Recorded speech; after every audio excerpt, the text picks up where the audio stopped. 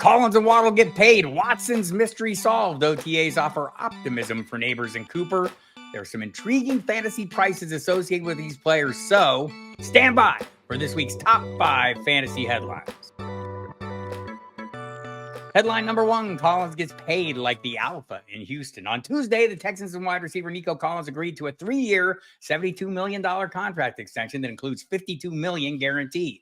Collins would have become an unrestricted free agent after this season. Instead, he becomes one of the 10 highest paid receivers in the NFL. 25-year-old is coming off a career-best 2023 season in which he had 80 catches, ranked 23rd in the league, for 1,297 yards, ranked 8th, and 8 touchdowns, tied for 8th in 15 games. The extension came after Houston bolstered its receiving room by trading for Buffalo's Stephon Diggs in March. Diggs will be a free agent in 2025 after the Texans voided the final 3 years of his contract, increasing his 2024 base salary to $22.5 million, still less than Collins.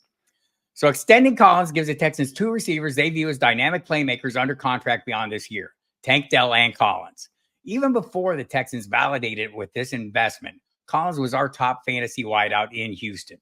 He's wide receiver 20 on the Football Guys 2024 draft rankings, see link below. Diggs is wide receiver 26, and Dell is our wide receiver 27. In the real world, underdog average draft position has Collins at wide receiver 15, Diggs at wide receiver 18, and Dell at wide receiver 26. Beyond that, Houston Chronicle beat writer Jonathan Alexander told me over the weekend he envisions the same pecking order outlined here for the receiving core in 2024. That being the case, I'm more likely to buy the cheaper piece. 2023 third-rounder Dell finished his rookie season with just over 700 yards, but was on pace for 1,200 before suffering a broken leg in early December. The second-year man is healthy and participated in Texans OTAs after he was shot at a recent private event in Florida. The bigger question here is we're all betting on C.J. Stroud to build on his remarkable 2023 Offensive Rookie of the Year campaign. We think Stroud will continue to be great. Our quarterback 6 ranking reflects that, but mitigating any concerns about a possible step back by investing in players the second-year man has already established chemistry with and demonstrated an affinity for working with, that makes sense to me. Headline number 2, Waddle grabs his bag.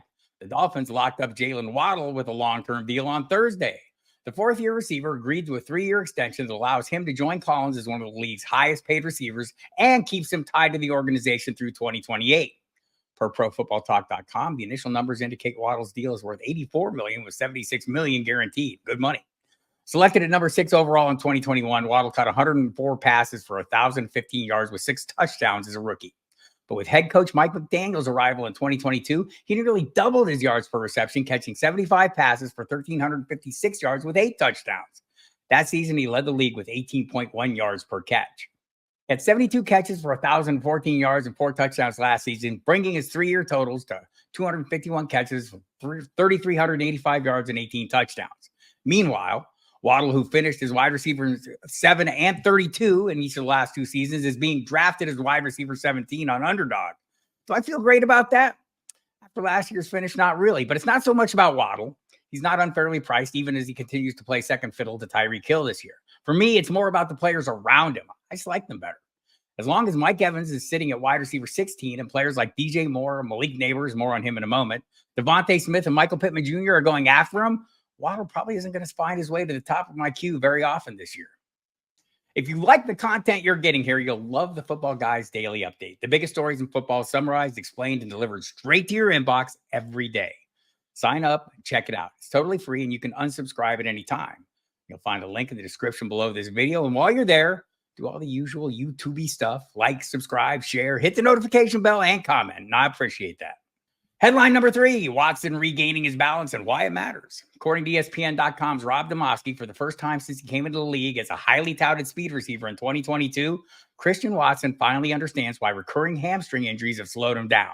More importantly, he now knows how to fix it. While it's still a work in progress, the key for Watson, he discovered, is symmetry. That was among the things the former second-round pick learned during 8 hours of testing this offseason.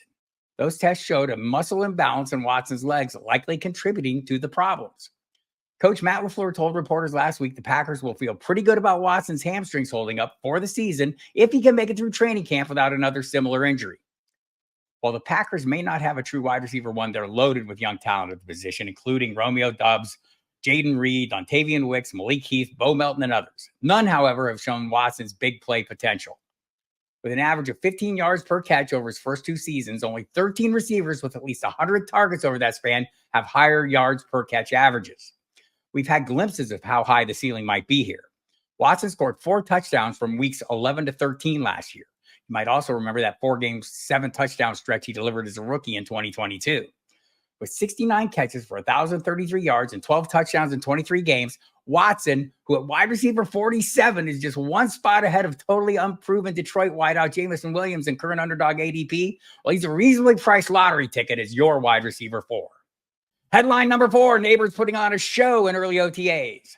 New York Daily News beat writer Pat Leonard advised readers that last Thursday was a good reminder Daniel Jones, coming off a torn ACL that ended his 2023 season early, is the best quarterback on the roster. But Leonard also contends Jones will have a better chance of playing good football if rookie Malik Nabers continues playing the way he did in last Thursday's practice. The rookie wideout was open on virtually every 11-on-11 route he ran. In recent years, I've made a concerted effort not to overlook receivers we view as having less than ideal quarterbacks or who play in lackluster offenses. Look no further than last year. Mike Evans finished as wide receiver 4 despite our concerns about Baker Mayfield. But an even better example is Adam Thielen. The veteran had 103 catches and finished as wide receiver 18 despite playing with Bryce Young, who had a historically lousy rookie season after being selected with a top pick in the 2023 draft. The youngster threw 11 touchdowns with 10 interceptions, and the Panthers' offense was tied for the lowest scoring in the NFL. While the Giants with Jones and Drew Lock at the top of the depth chart qualify for less than ideal status, expecting Nabers to benefit from better play than Thielen got, it's not a massive reach. But let's also give Nabers his due. The newcomer has the explosiveness and talent to be mentioned in the same breath as fellow former LSU standouts Justin Jefferson and Jamar Chase. Nabers led the SEC in receptions for 2 consecutive seasons, and his 34 catches of 20-plus yards in 2023 led the country. He can play all 3 receiver spots and is head and shoulders above the rest of the talent on the roster. Given all that, much like I argued the gap between Bijan Robinson and Jahmyr Gibbs was too wide last year, I think the gap between Nabers and Marvin Harrison shouldn't be as big as it is this year. Harrison is currently wide receiver 9 going with the 13th pick overall. Nabers is wide receiver 20 going in the 3rd round as the 29th player off the board.